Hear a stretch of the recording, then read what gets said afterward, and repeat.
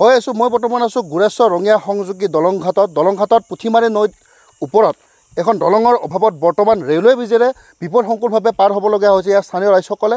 মই camera person সমগ্ৰ দৃশ্যাৱলী দেখাবলৈ অনুৰোধ কৰিছোঁ। এতিয়া এনেদৰে এখন দলং, এই দলংখনৰ ওপৰেৰে বিপদসংকুলভাৱে যাতায়াত কৰি ইয়াৰ স্থানীয় ৰাইজসকলে, বিশেষকৈ স্কুল কলেজৰ ছাত্ৰ ছাত্ৰী, স্থানীয় ৰাইজ, ব্যৱসায়ীসকলে এতিয়া ৰেলৱে ব্ৰিজেৰে পাৰ হ'ব লগা হৈছে। বৰ্তমান দলংঘাটৰ যিখন দলং, এই দলংখন বৰ্তমান আধৰুৱা হৈ আছে। বৰ্তমান চৰকাৰে এইখন সম্পূৰ্ণ কৰাৰ ক্ষেত্ৰত কোনো ধৰণৰ গুৰুত্ব প্ৰদান কৰা দেখা যোৱা নাই।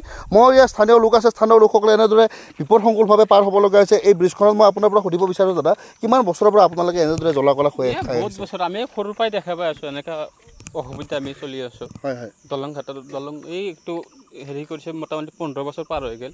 দলংটো ক্লিয়াৰ হোৱা নাই এতিয়ালৈকে। এনেই চলি গ'লে স্কুলত যা কি অসুবিধা হৈছে, এনেকুৱা চলি আছে আৰু। যেতিয়া ৰেল আহিলে আপোনালোকে কি কৰে? উপায় নাই, ৰেল চাই উঠিব লাগে গাড়ী।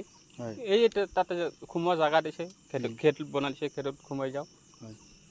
হয়, মই ক'ব লাগিব যে মোৰ সৈতে আৰু ব্যক্তি আছে, তেওঁলোকৰ পৰা আৰু মনোভাৱ জানিব বিচাৰিম। যিহেতু আপোনালোকে বছৰ ধৰি এনেদৰে বিপদসংকুলভাৱে ৰেলৰ ব্ৰিজেৰে পাৰ হ'ব লগা হৈছে, কি ক'ব? চাওক, এই চব্জি আনো, বহুত কষ্ট কৰি চব্জি লৈ যাওঁ। এনেকুৱা ভয় লাগে, গাড়ী আহি যায়, গাড়ী চাই লৈ লওঁৱে। যিহেতু ইয়াত দলংটো বহুত দিন ধৰি দলংটো অলপ বনাই থৈ দিছে আৰু কাম নকৰে। যদি বেমাৰী হ'লেও সেই এনেকুৱা নিব লাগে। গতিকে আপুনি চৰকাৰক কি আহ্বান জনাব? দলংটো বনাই দিব লাগে সোনকালে।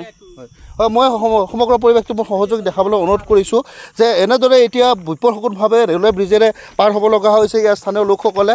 মই দলঙৰ পৰিৱেশটো দেখাবলৈ বিচাৰিছোঁ। বৰ্তমান সময়ত স্কুল কলেজৰ ছাত্ৰ ছাত্ৰী কিছু সময় পূৰ্বে তেওঁলোকে এই বাটেৰে, এই ব্ৰিজখনৰ ওপৰেৰে পাৰ হ'বলগীয়া হৈছে। মই সহযোগীক যিখন দলংঘাটৰ যিখন দলং ধূলাবাৰী দলংঘাটৰ যিখন দলং এই বৰ্তমান আধৰুৱা হৈ বনি আছে, বহু বছৰ ধৰি এনেকৈ পৰিত্যক্ত অৱস্থাত আছে, কোনো ধৰণৰ চৰকাৰে গুৰুত্ব প্ৰদান কৰা নাই এই দলংখন নিৰ্মাণ কৰাৰ ক্ষেত্ৰত। আৰু এতিয়া এনেদৰে ইয়াৰ স্থানীয় লোকসকলে দলংখন নোহোৱাৰ ফলত এনেদৰে ৰেলৱে ব্ৰিজেৰে পাৰ হৈ থাকিব লগা হৈছে। আন এজন ব্যক্তি আছে, মই তেওঁৰ পৰা জানিব বিচাৰিম, বৰ্তমান আপোনালোকৰ বহুত ডাঙৰ সমস্যা যে এখন দলঙৰ অভাৱত ছাত্ৰ ছাত্ৰীসকলে ৰেলৱে ব্ৰিজে পাৰ হ'ব লগা হৈছে, কি ক'ব? এইটোতো বৰ দুখৰ বিষয়, আপোনালোকেও দেখা পাই আছে। আৰু আমি দেখা পাইছোঁ এই ৰেলৰ দলঙেদি পাৰ হোৱাত অন্তত 20জনমান মানুহ মাৰা গেছি, শিক্ষকো মাৰা গেছি, বয়সস্থ মানুহ মাৰা গেছি। ইটো দেখা পাই হয়তো আমাৰ হাগ্ৰামা ছাৰে এই যিটো দলং এই দিবা মানে হেৰি কৰিছিল, আজি 15 বা 19 বছৰমান হ'ল এই দলংখন হৈয়ে নাহে। এই অলপতে প্ৰমোদ ছাৰে অলপ জোৰ দিছিল, অলপ কাম আগবাঢ়ছে, তাৰপিছত দেখোন লেবাৰ চেবাৰ একো নাই। মানে আমাৰ সন্দেহ হৈছে বোধহয় দলংখন নহ'ব। এইটোৱে আমাৰ মানে দুখ। এইটোৱে অনুৰোধ কৰোঁ চৰকাৰক যে যাতে এই কামটো কৰে, আৰু মই এইটোৱেই অনুৰোধ ৰাখিছোঁ আৰু। হয়, এতিয়া এনেদৰে স্থানীয় ৰাইজৰ দাবী যে অনতিপলমে দলংঘাটৰ যিখন দলং এইখন বিটিআৰ চৰকাৰে হওক বা অসম চৰকাৰে হওক সম্পূৰ্ণ কৰক, নহ'লে দিনে দিনে কিন্তু প্ৰতিবাৰে কিন্তু জমৰ যাত্ৰা ভোগ কৰিবলগীয়া হৈছে স্থানীয় ৰাইজসকলে।